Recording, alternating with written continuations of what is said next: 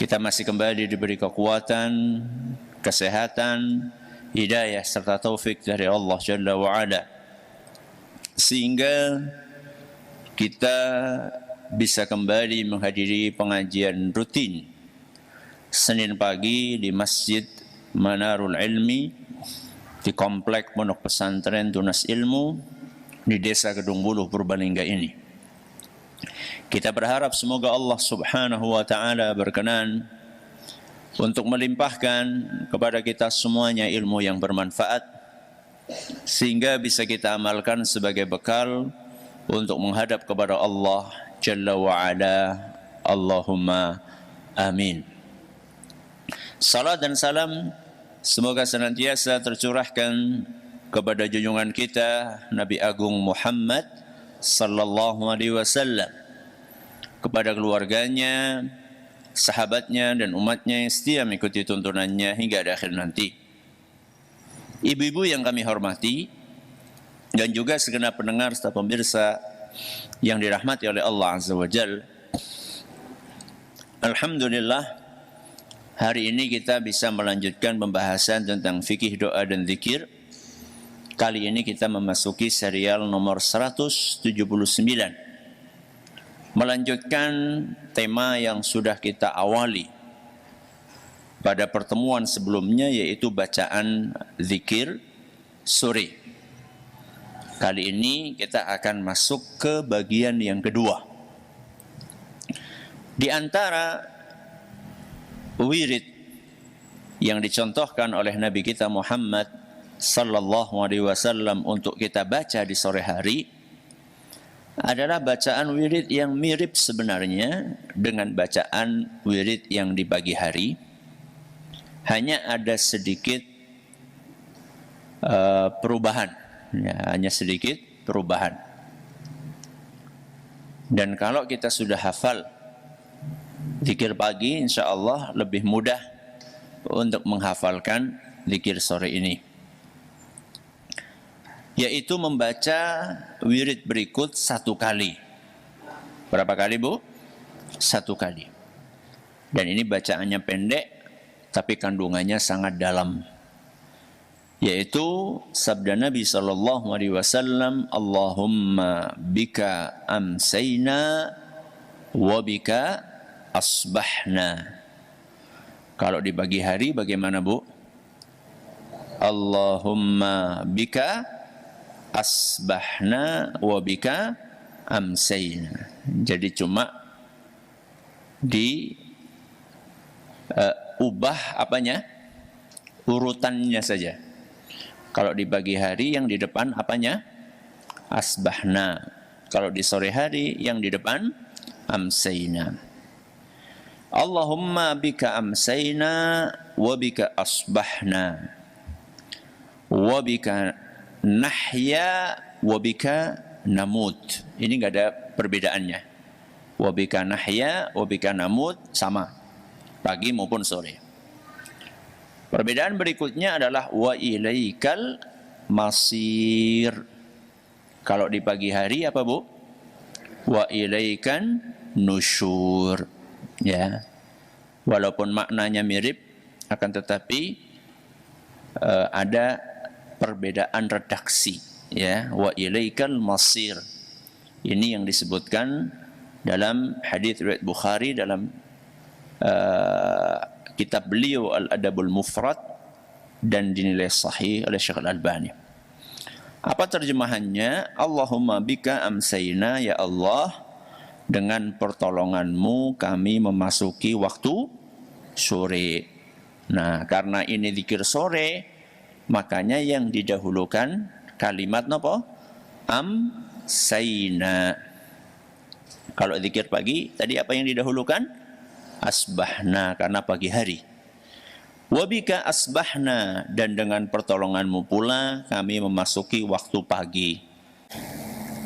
Landasan dari bacaan ini adalah hadis Abu Hurairah radhiyallahu anhu, manakala beliau menjelaskan bahwa Rasulullah SAW apabila memasuki waktu sore, beliau membaca zikir tadi. Hadis riwayat Al-Bukhari dalam kitab Al-Adabul Mufrad dan dinilai sahih oleh Syekh Al-Albani. Apa kandungan inti dari bacaan ini? Kandungan intinya ada 3. Yang pertama adalah karunia Allah. Yang kedua adalah kekuasaan Allah. Yang ketiga adalah hari kiamat. Ada berapa, Bu? 3. Yang pertama apa? Karunia Allah. Yang kedua, kekuasaan Allah. Yang ketiga, hari kiamat. Ini kira-kira secara global isi dari bacaan zikir sore ini. Kita awali dari pembahasan yang pertama atau tema yang pertama, yaitu tentang karunia Allah. Allah Subhanahu wa ta'ala memberikan karunia berupa nikmat kepada kita yang tidak terhitung. Dan dari nikmat itu ada yang sifatnya rutin dan ada yang sifatnya insidental. Insidental atau insidental itu artinya kadang-kadang. Jadi nikmat Allah itu ada yang rutin, ada yang insidental. Yang rutin, contohnya apa, Bu? Nikmat yang rutin, apa contohnya? Bisa bernafas, bagus. Ya, ini rutin. Apalagi, Bu, yang rutin? Ini apa ini? Bisa melihat. Rutin atau tidak? Rutin. Ini apa? Bisa mendengar. Rutin atau bukan? Rutin. Ini apa? Bisa berbicara. Ini rutin. Termasuk juga aliran darah yang ada di dalam tubuh kita. Itu nikmat rutin atau bukan? Rutin. Kalau ada satu saja yang mampet, apa jadinya? Stroke. Kenapa? Stroke. Ya. Ini nikmat bisa apa? Berpikir. Itu juga nikmat yang sifatnya rutin. Yang kedua, nikmat yang sifatnya insidental. Kadang-kadang. Apa contohnya?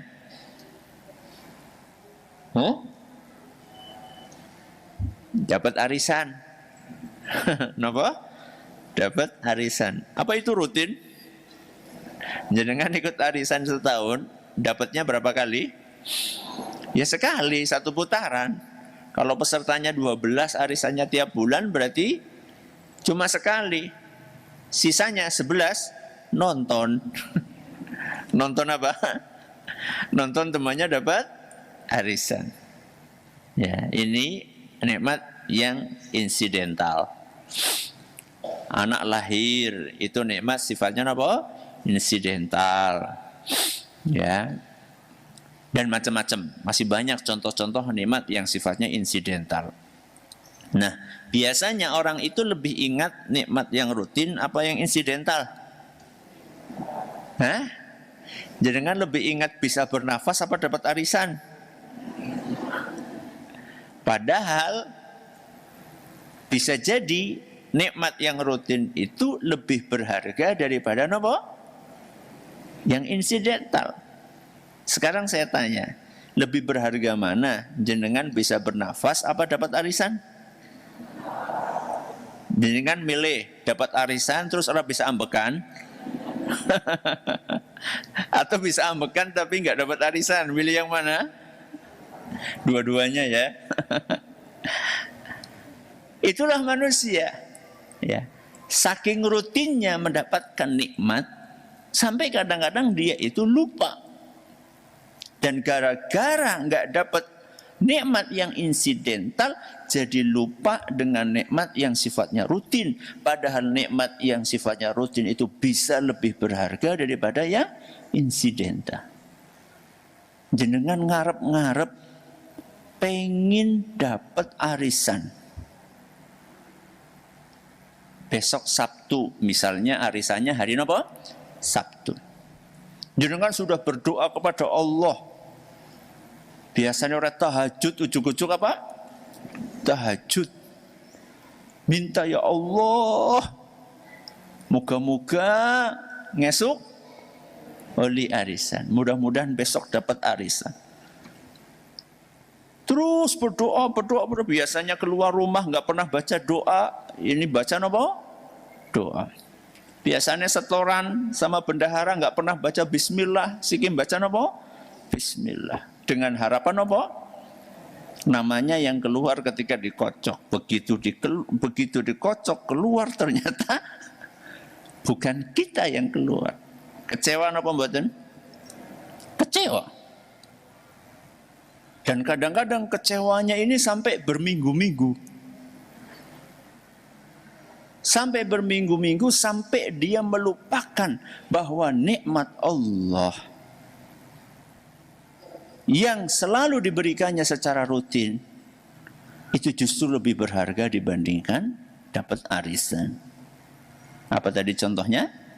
Bisa bernafas. Ya.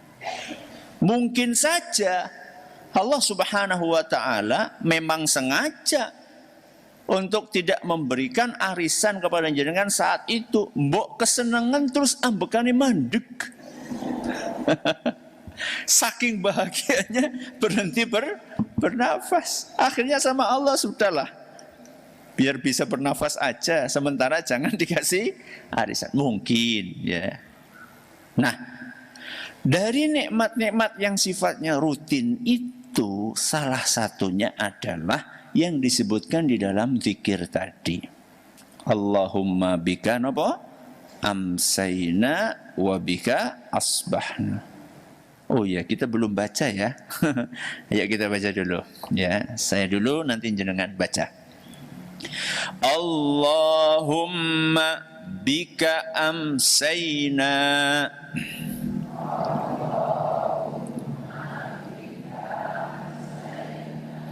وَبِكَ أَصْبَحْنَا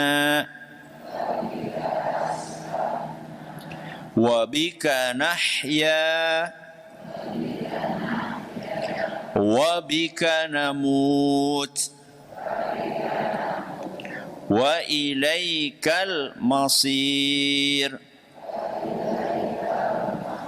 Bareng-bareng 1, 2, 3. Allahumma bika amsayna wa bika asbahna wa bika nahya wa bika namut wa ilaikal masir. Nah, ini latihan ya, sebenarnya insya Allah sih nggak mengubah makna, tapi latihan bacanya sesuai dengan apa yang tertulis. Contoh misalnya Allahumma bika, bika panjang, itu sebenarnya nggak merubah makna, tapi latihan. Allahumma bika, bikanya itu pendek atau panjang? Pendek. Terus lagi wabika asbahna, pendek lagi. Yang panjang adalah na, itu panjang. Wabika pendek lagi. Yang panjang nah ya, ya. Wabika pendek lagi, yang panjang namut. Wa ilaika, ya langsung aja, wa ilaikal masir. Coba latihan kita baca sesuai dengan apa yang tertulis. 1, 2, 3. Allahumma bika amsayna wa bika asbahna wa bika nahya wa bika namut wa ilaikal masir. Coba sendirian. 1, 2, 3.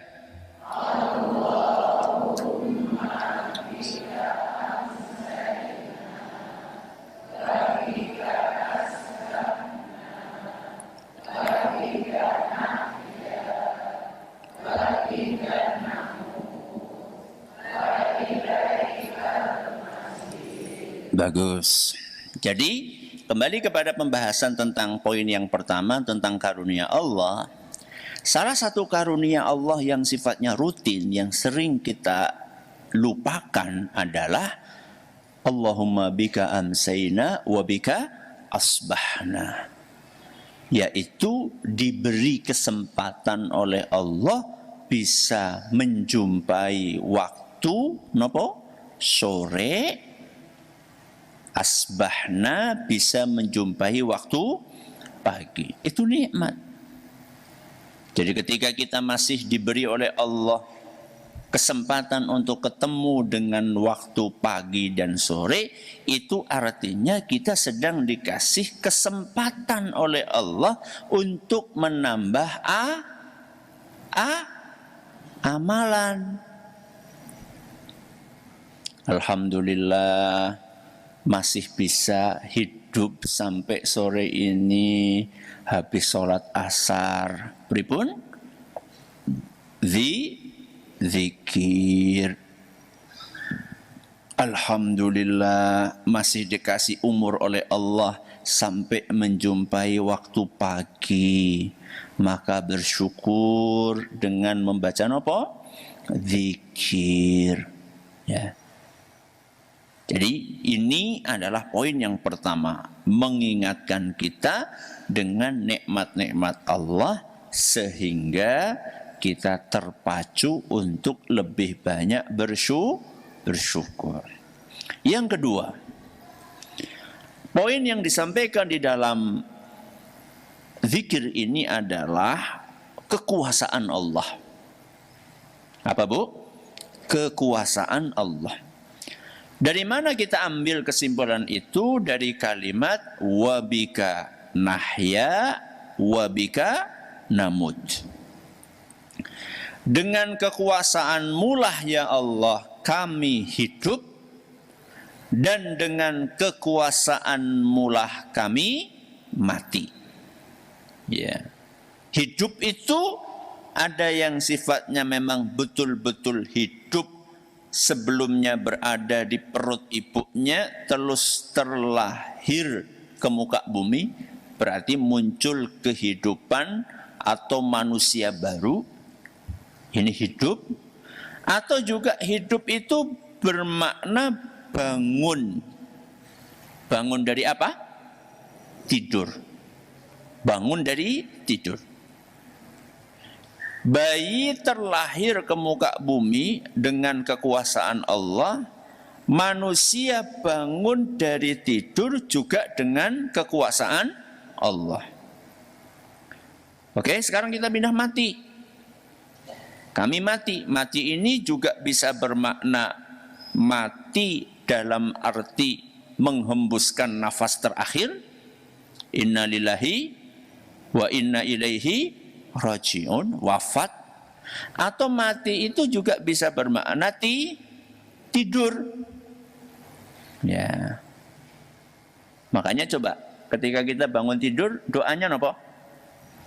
Alhamdulillahilladzi ahyana ba'dama amatana wa ilaihin nusyur.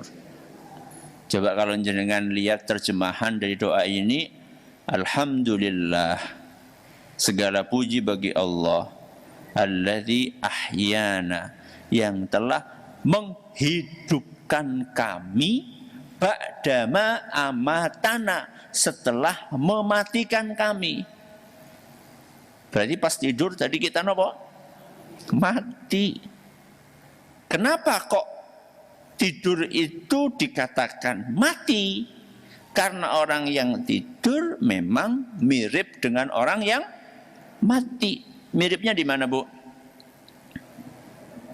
Sama-sama tidak mendengar, sama-sama tidak melihat, sama-sama tidak mengetahui apa yang terjadi di sekelilingnya. Apalagi seandainya memang tidurnya betul-betul apa? Pules. Ya. Nanti anak lindu ya ratangi. Ya, ada gempa bumi sampai enggak bangun. Ada sebagian orang dan itu enggak baik, Bu. Ya. tidur jenis seperti itu tidak baik. Ya. Makanya posisi tidur pun juga diatur oleh siapa? Rasulullah SAW. Gimana Bu? Posisi yang ideal gimana tidur? Miring ke kanan. Betul, miring ke kanan. Posisi yang dilarang sama Nabi apa? Tengkurep. Tengkurep. Karena posisi tidur tengkurap itu salah satu posisi yang membuat orang jadi susah bangun. Dan di kemudian hari oleh para pakar kesehatan dikatakan itu posisi yang sangat tidak menyehatkan untuk organ dalam tubuh manusia. Dan posisi tidur miring kanan itulah posisi yang lebih mudah dibangunkan. Dan oleh para pakar kesehatan dikatakan bahwa itulah posisi yang paling sehat untuk organ dalam tubuh manusia. Bukan miring kiri, bukan terlentang, tapi miring kemana? Kanan. Kembali kepada kekuasaan Allah dalam menghidupkan dan mematikan. Jadi hidup itu bisa berarti lahir. Makanya coba setiap hari berapa orang bayi yang lahir ke muka bumi? Ribuan bayi lahir setiap hari. Kemudian berapa miliar manusia yang bangun tidur setiap hari. Itu semua menunjukkan kekuasaan Allah Subhanahu wa ta'ala. Allah tidak pernah lupa untuk melahirkan, membuat bayi itu lahir pada waktunya, dan tidak pernah lupa untuk membuat orang bangun pada waktunya. Coba saya tanya sama jenengan, ada berapa ribu bayi yang lahir, ada berapa miliar manusia yang bangun dari tidurnya? Itu semua dengan kekuasaan Allah. Wong saya sama jenengan aja Bu, kalau dimintai tolong sama orang lain, tolong ya nyong digugah jam semene, tolong saya dibangunkan jam sekian. Pernah nggak jenengan lupa? Pernah atau tidak? Sering. Wong dewek ya keturun, kitanya yang disuruh bangunin malah tidur. Allah nggak pernah lupa. Allah juga nggak pernah lupa untuk membuat bayi itu lahir pada waktunya. Coba bayangkan seandainya Allah lupa. Nanti 11 bulan misalnya, sampai 12 bulan misalnya lupa. Alhamdulillah Allah nggak pernah lupa. Ya. Dan nggak pernah ngantuk, nggak pernah tidur. Ini menunjukkan betapa hebat dan besarnya kekuasaan sinten? Allah. Mematikan juga demikian. Allah mematikan berapa ribu, berapa ratus ribu manusia. Ada yang dimatikan secara serentak dengan cara ditimpakan musibah, bencana alam yang besar, gunung meletus, terus apalagi Bu? Tsunami, gempa bumi. Ada yang oleh Allah serombongan manusia diwafatkan dalam waktu yang bersamaan, ada yang dibikin oleh Allah wafatnya berurutan. Dan ada yang berurutannya Masya Allah menit per menit, ada yang urutannya jam per jam, ada yang urutannya hari per hari. Sekarang ayahnya meninggal, besok ibunya, besok ini. Itu dengan takdir Allah Subhanahu wa ta'ala, dengan kekuasaan Allah. Matinya manusia, dicabutnya nyawanya dengan kekuasaan Allah. Begitu pula tidurnya manusia juga dengan kekuasaan Allah. Apa mesti kalau jenengan sudah berbaring di atas kasur langsung tidur? Mesti napa mboten? Mboten. Pernah nggak jenengan sudah mapan di atas kasur kok nggak bisa tidur-tidur? Pernah? Pernah napa sering? Berarti itu dengan kekuasaan Allah. Kita bisa tidur dengan kekuasaan Allah. Sehingga kita diperintahkan untuk baca doa. Apa doa mau tidur? Bismika Allahumma amutu wa ahya, atau ahya wa amut. Subhanallah, lagi-lagi Bu, doanya juga seperti itu. Bismika Allahumma, ya Allah, dengan namamu, amutu wa ahya, aku mati dan aku hidup. Mau tidur kok bacanya nopo?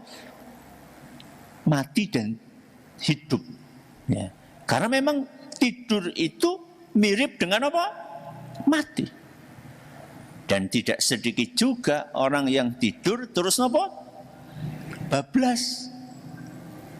Meninggal dunia.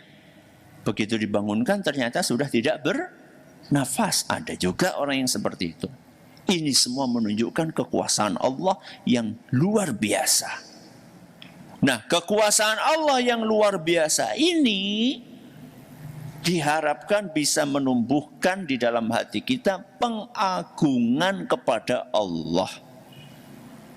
Setelah kita mengagungkan Allah, terus kita sebagai manusia yang super lemah ini berusaha untuk rendah hati. Tidak sombong. Karena kekuasaan dan kemampuan kita sangat terbatas. Sedangkan kekuasaan dan kemampuan Allah tidak ada batasnya. Lantas apa alasannya kita bersikap sombong? Nah, ini poin yang kedua. Wabika asbahna wabika nahya wabika namut. Poin yang terakhir adalah tentang hari kiamat. Itulah kandungan dari zikir bacaan yang potongan terakhir, wa ilaikal masir, dan hanya kepadamulah kami kembali. Kapan? Ketika nanti hari kebangkitan. Bangkit dari mana, Bu? Bangkit dari kuburan. Jangan pernah berpikir bahwa setelah kita mati dan masuk ke kuburan, urusan selesai. Enggak. Orang-orang yang bunuh diri, mereka pikir begitu mati urusan apa? Selesai. Oh enggak. Justru habis itu akan muncul masalah yang lebih besar. Kenapa lebih besar? Karena saat itulah ketika dibangkitkan dari kuburan, masing-masing dari kita akan mempertanggungjawabkan apapun yang pernah kita kerjakan. Dan akan ditanya oleh Allah Subhanahu wa ta'ala. Kenapa berbuat anu? Kenapa tidak berbuat anu?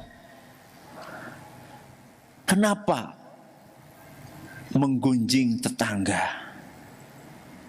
Kenapa tidak sholat? Kenapa belum menutupi aurat?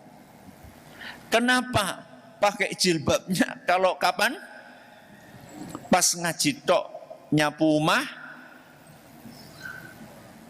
rumah, nopo? OT. Ya. Kenapa pakai jilbabnya hanya ketika berangkat ke masjid? Ketika menghadiri pengajian, begitu nyapu halaman rumah, terus jilbabnya dilepas. Itu semuanya akan ditanya oleh Allah Subhanahu wa ta'ala. Jangan pernah berpikir bahwa perbuatan yang kita lakukan itu tidak ada pertanggungjawabannya. Ayat yang sering kita dengar, nopo? فَمَنْ يَعْمَلْ مِثْقَالَ ذَرَّةٍ خَيْرًا يَرَهُ وَمَنْ يَعْمَلْ مِثْقَالَ ذَرَّةٍ شَرًّا يَرَهُ. Kebaikan apapun yang kita kerjakan, walaupun hanya sebesar debu, itu akan kita dapatkan balasannya. Jadi panjenengan jangan pernah merasa isin, malu, Ada kotak infak cuma bisa ngisi 2.000 perak. Bisanya berapa? Kita kerahkan, kita infakkan. Karena sekecil apapun infak yang kita kerjakan, yang kita berikan, itu kita akan mendapatkan balasannya. Dan jangan meremehkan amalan walaupun itu kecil. Kalau ikhlas itu dahsyat. Ittaqun nara walau bisyiqqi tamrah. Kata Nabi SAW, lindungi tubuhmu walaupun lindungi tubuhmu dari api neraka walaupun hanya dengan infak kurma separuh. Kenapa Bu? Kurma separuh. Ya. Kurma bukan 1 biji, cuma separuh. Kalau kurma harganya misal ya, sebiji itu 1.000 perak, berarti separohnya berapa? 500. Mendoan sekarang berapa? Berapa? 1.000. Ya wis mendoan separoh. Jangan pernah meremehkan kebaikan walaupun kecil. Yang penting ikhlas. Ya, rubba amalin saghirin tukabbiruhun niyah. Kata ulama kita, betapa banyak amalan yang kelihatan kecil tapi pahalanya besar gara-gara niat yang ikhlas. Ya. Ya wis lah ngesuk nyong gawane 500 bae. Ya bukan kayak gitu, ya. Kalau yang kecil aja bisa besar, apalagi yang besar kalau ikhlas, ya. Termasuk juga balasan itu akan didapatkan dari perbuatan yang buruk.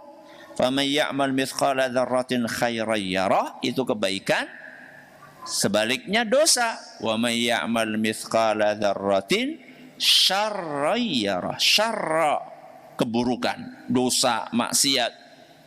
Sekecil apapun itu akan kita pertanggungjawabkan. Walaupun mungkin jenengan cuma WA-an, ya, jenengan cuma WA-an sama lawan jenis, dan itu nggak ada keperluan apa-apa, hanya merintis CLBK. Nah, CLBK Bu, cinta lama bersemi kembali, ya, ketemu dengan mantan nopo pacar ketika SMA, WA-an, padahal jenengan sudah punya pasangan yang sah. Itu walaupun kelihatannya remeh, itu akan kita pertanggungjawabkan nanti di hadapan Allah Subhanahu wa Ta'ala. Nah, mengingat hari kiamat ini, efeknya kita menjadi lebih semangat beramal, kemudian berupaya keras menghindari perbuatan dosa. Makanya Nabi SAW pernah ditanya, siapakah mukmin yang paling cerdas? Kata beliau, aktsaruhum lil mauti dzikra wa ahsanuhum lahu isti'dada.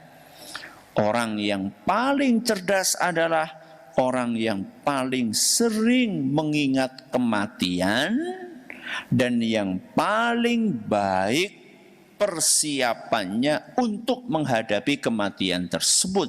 Hadis riwayat Al-Bazzar dan isnadnya dinilai sahih oleh Imam Al-Hakim. Mudah-mudahan apa yang kita pelajari bermanfaat buat kita semuanya. Masih tersisa waktu sekitar 1/4 jam. Silakan kalau ada pertanyaan bisa disampaikan. Ya, terima kasih Ustaz atas penyampaian materi di kesempatan hari ini yang semoga memberikan kemanfaatan kepada kita semua. Baik pendengar Radio Insani dimanapun Anda berada, bagi Anda yang akan bertanya. Baik Ustaz, kita langsung saja bacakan pertanyaan dari pendengar Radio Insani yang sudah masuk. Bismillah, Assalamualaikum warahmatullahi wabarakatuh. Ustaz, saya hamba Allah dari Kebumen ingin izin bertanya. Ada orang yang bertanya kepada saya tentang hari baik bulan baik dan tanggal baik untuk pernikahannya. Saya bilang semua hari tanggal baik karena saya nggak ingin ada anggapan hari atau tanggal jelek dalam Islam. Bagaimana Ustadz menentukan tanggal dan bulan untuk menikah? Syukron jawabannya Ustadz. Ya, pertama jawaban Anda semua hari baik, ya, semua bulan baik, semua tanggal baik, itu benar, ya, karena memang waktu atau hari atau tanggal itu yang menciptakan siapa? Allah, ya.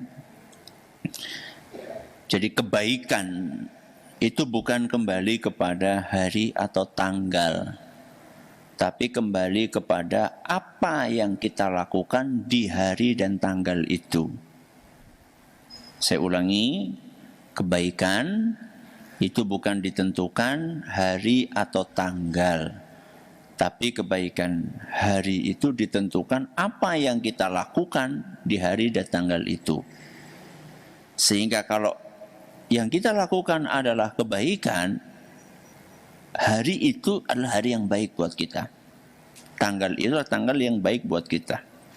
Sebaliknya, kalau kita melakukan dosa dan maksiat, maka hari itu, tanggal itu hari yang buruk buat kita. Karena saat itu kita isi dengan perbuatan yang mendatangkan kemurkaan Allah Subhanahu wa Ta'ala. Tidak ada yang lebih buruk dibandingkan seorang hamba yang dimurkai oleh Allah Azza wa Jalla. Bagaimana menentukan hari dan tanggal pernikahan? Sesuai dengan kondisi aja.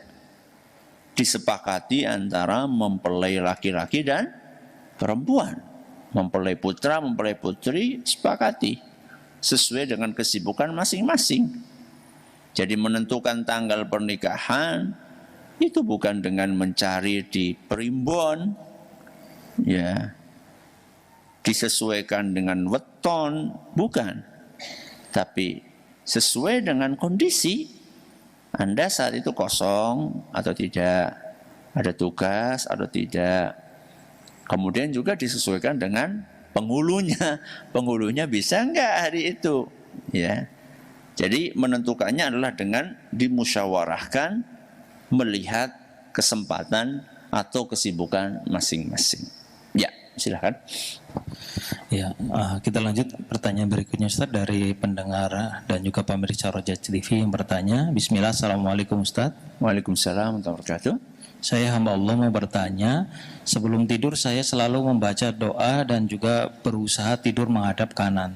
Tapi di tengah malam saya bermimpi buruk dan terbangun dengan posisi tidak menghadap kanan. Apakah ada doa khusus Ustaz untuk supaya tidak bermimpi buruk dan bagaimana cara supaya posisi tidur tidak berubah? Ya, yang pertama supaya nggak mimpi buruk bagaimana? Doa yang Anda sudah rutinkan diteruskan. Kemudian ada beberapa surat-surat, ya, ada beberapa surat-surat Al-Quran yang dianjurkan untuk dibaca setiap malam sebelum tidur. Ya, itu Anda baca. Ya, itu Anda baca. Mudah-mudahan itu bisa membantu kita untuk mengurangi peluang mimpi buruk atau celah kemungkinan mimpi buruk. Ya, ada ayat kursi, ada Al-Ikhlas, ada Al-Falaq, ada An-Nas. Ya, ada beberapa surat-surat yang lainnya. Alhamdulillah saya sudah kumpulkan dalam buku yang mudah-mudahan bisa segera terbit. Ya, baru selesai diedit beberapa hari yang lalu. Judulnya adalah Surat dan Ayat Al-Quran Pilihan. Ya, surat dan ayat Al-Quran pilihan. Jadi di buku itu kami membawakan suratan dan ayat-ayat yang oleh Nabi SAW dianjurkan untuk dibaca di momen-momen tertentu. Ya, kalau bangun pagi misalnya, atau bangun malam-malam misalnya, terbangun di malam hari, ayat apa yang diajarkan oleh Nabi untuk dibaca.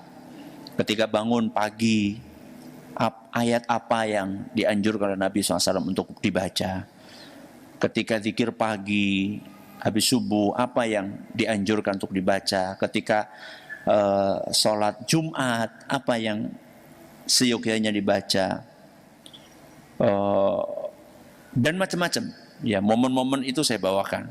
Ya, ketika Idul Fitri, ketika khutbah, ketika sholat Id, itu apa suratan yang dibaca. Ketika sholat witir, apa yang dibaca. Pendek kata, saya berusaha untuk membawakan dalam buku itu apa-apa yang dianjurkan oleh Nabi SAW untuk dibaca dari surat-surat atau ayat-ayat Al-Quran. Anda nanti mudah-mudahan bisa membaca buku itu. Ini adalah bacaan yang menghindarkan seseorang dari mimpi buruk. Kemudian bagaimana caranya supaya nggak berubah posisinya? Ya kalau orang sudah tidur ya sudah di luar nopo. Sudah di luar kesadaran, ya enggak apa-apa kalau misalnya kemudian Anda tidur awalnya menghadap ke kanan, terus begitu bangun ternyata sudah nopo terlentang atau menghadap ke kiri, enggak apa-apa, itu di luar kesadaran kita. Tapi kalau kemudian nyadar, ya nyadar, bangun nyadar posisinya enggak menghadap kanan, ya sudah tinggal diubah aja menghadap ke kanan dan lanjut tidurnya. Kecuali kalau sudah masuk waktu subuh jangan dilanjut. Ya, silakan.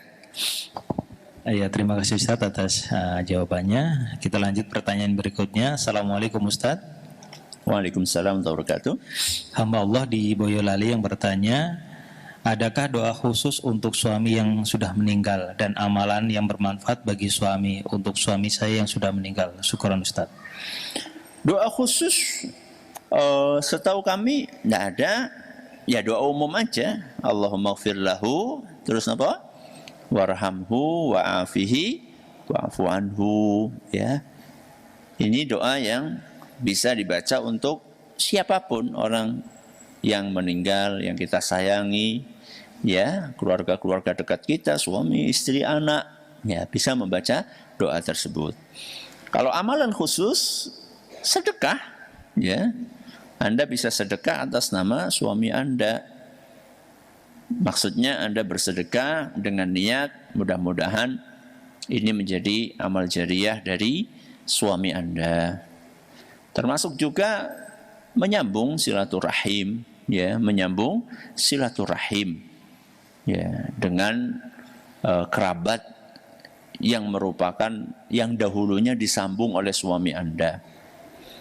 Namun dalam hal ini juga harus diperhatikan batas-batas syariat.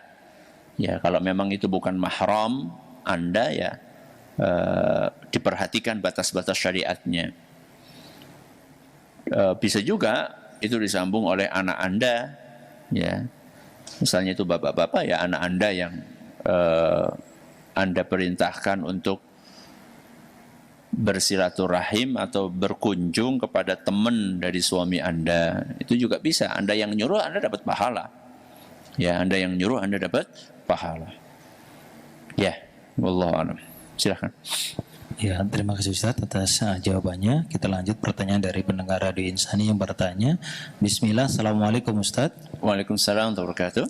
Hamba Allah di Bandung yang bertanya, pertanyaan maaf di luar tema Ustaz. Jika seorang istri berhutang tanpa sepengetahuan suami, apakah suami wajib ikut membayarnya? Terima kasih Ustaz. Pertama itu utang untuk kepentingan siapa, ya? Kalau itu untuk kepentingan pribadi istri, ya untuk kepentingan pribadi istri, ya kewajiban utamanya ada pada istri. Tapi kalau misalnya utang itu untuk kepentingan bersama, untuk makan misalnya, ya suami lagi Allah menakdirkan, qadarullah, rizkinya lagi kurang lancar, kemudian nggak ada bahan makanan di rumah, terus istri inisiatif untuk berhutang ke warung tetangga misalnya, hutang beras atau yang semisalnya untuk kepentingan bersama, maka ya suami semestinya dia punya tanggung jawab di situ. Ya. Jadi tergantung untuk kepentingan siapa, kepentingan pribadi istri, ya, atau untuk kepentingan bersama. Ya. Kalau misalnya itu untuk kepentingan pribadi istri, Ustaz, apakah suami juga baiknya bayar? Ya kalau memang suami mampu, baik bayar, sambil menasehati istri supaya tidak gampang-gampang ngutang, apalagi untuk keperluan-keperluan yang tidak terlalu mendesak. Ya, jangan apa-apa kredit, ya. Akhirnya bulanan yang diberikan oleh suami habis untuk nopo? Bayar kredit. Latihan, ya. Latihan untuk mengekang keinginan yang tidak penting, ya.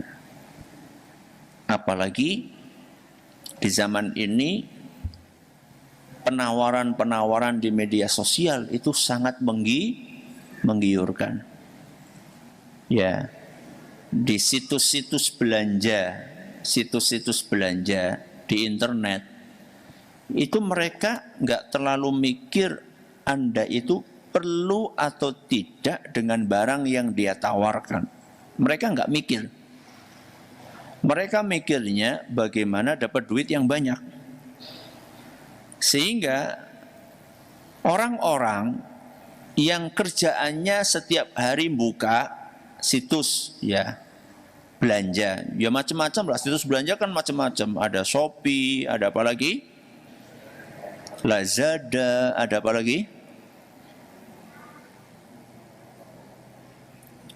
Saya berapa kali disuruh oleh anak untuk buka install itu, sampai sekarang nggak mau saya install. Karena ya penawaran-penawaran itu kadang-kadang membuat sesuatu yang kelihatannya nggak penting jadi kelihatan apa? Penting. Sesuatu yang kelihatannya nggak butuh jadi butuh. Ya. Atau situs apapun lah, nggak harus situs-situs yang saya sebutkan tadi. Jadi kalau setiap hari kegiatan rutinnya buka HP itu adalah membuka situs-situs tadi, ya mesti boros. Ya. Kenapa? Karena manusia itu memang punya tabiat kepenginan. Sesuatu yang nggak mendesak banget misalnya. Tahu-tahu ada notifikasi pemberitahuan, ada promo, ya, promo baju misalnya. Kemudian ini bagus nih, bilang sama bapak, Pak, ini dong tolong belikan baju ini. Loh, kan udah punya Bu, warnanya beda. Loh kan sama-sama hijau. Enggak, ini kan hijau Tosca. Kalau yang kemarin hijau lumut. Aduh, ini gara-gara suka buka-buka yang kayak gitu. Kalau nggak perlu nggak usah buka. Jadi buka situs belanja itu kalau memang lagi nyari sesuatu. Ya misal ibu pengen ganti panci misalnya, ingin ganti apa? Panci, pancinya sudah bolong berkali-kali ditambal. Bolong sini, tambal, pindah sini, sampai wis tambalan nganti penuh. Wis ora bisa ditambal maning ya, misal. Akhirnya jenengan pengen beli panci baru, tapi pengen nyarinya di online. Baru jenengan buka, nyari panci. Tapi kalau misalnya nggak mau nyari apa-apa, ngapain buka situs-situs itu? Hiburan nggak akan duit. Ya, sing mumet siapa? Bojone, ya, ini baru dikasih bulanan kemarin segini kok sudah habis, ya. Latihan untuk mengekang keinginan yang tidak mendesak. Wallahu taala a'la wa alam. Terima kasih atas perhatiannya, menurut segala kurangannya kita akhiri dengan doa kafaratul majlis. Subhanakallahumma wa bihamdika asyhadu an la ilaha illa anta astaghfiruka wa atubu ilaik. Assalamualaikum warahmatullahi wabarakatuh.